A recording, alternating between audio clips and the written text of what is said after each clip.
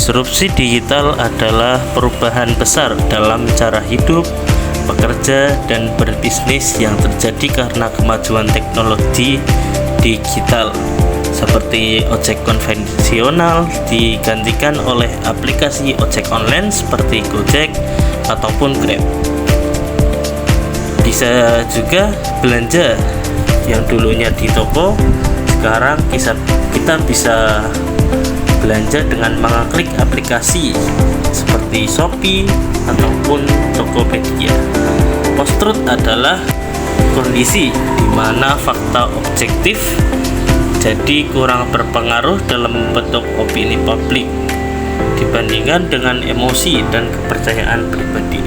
Di zaman sekarang ini kita hidup di era digital yang serba cepat. Tapi cepatnya informasi kadang tidak diiringi dengan kebenaran, hoaks, provokasi, ataupun polarisasi.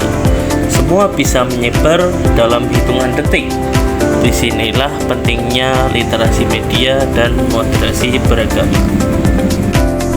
Disrupsi digital itu seperti tsunami informasi. Banyak banget datang dari mana saja. Dan di era post-truth, fakta kadang dikalahkan oleh opini. Yang penting viral, bukan yang penting benar. Kalau kita tidak hati-hati, kita bisa terjebak dalam narasi yang ekstrim, intoleran, bahkan penuh kebencian. Milenial dan Gen Z itu digital native, lahir dan besar dengan teknologi di tangan. Mereka paling aktif di media sosial, paling cepat menerima dan menyebarkan informasi. Makanya mereka juga paling potensial jadi agen perubahan, seperti menyebarkan nilai-nilai toleransi, perdamaian, dan kebenaran.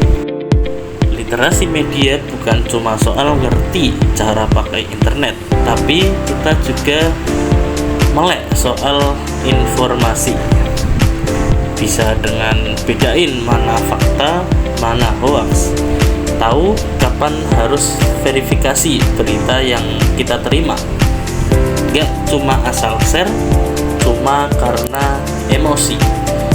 Kalau ini digabung dengan moderasi beragama, yaitu cara beragama yang tidak ekstrim, toleran, dan penuh kasih, hasilnya sangat luar biasa.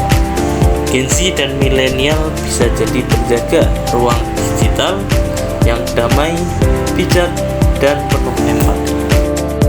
Gerakan literasi media dan moderasi beragama ini udah mulai jalan di berbagai tempat, mulai dari kelas online, komunitas kreatif, sampai konten edukatif di TikTok maupun YouTube.